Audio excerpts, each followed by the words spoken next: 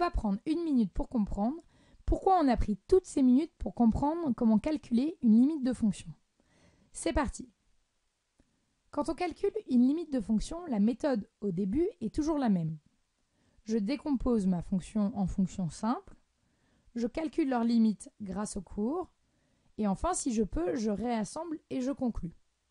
Mais parfois, on ne peut pas réassembler. Alors, que fait-on dans ces cas-là? Si vous êtes face à une forme indéterminée, plus l'infini moins l'infini, ou l'infini sur l'infini, la première question à se poser, c'est est-ce qu'il s'agit d'un polynôme?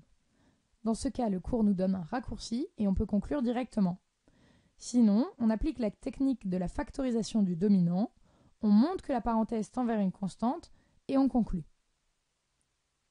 Si vous êtes face à une forme indéterminée 0 sur 0, la première question à se poser, c'est est-ce qu'il s'agit d'un nombre dérivé?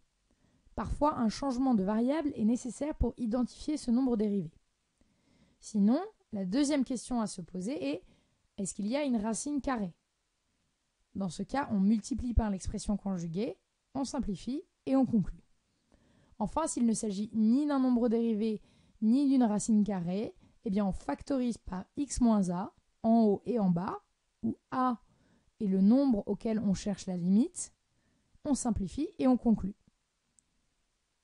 Si vous êtes face à une forme indéterminée 0 fois l'infini, généralement, elle se ramène directement à un des deux cas précédents.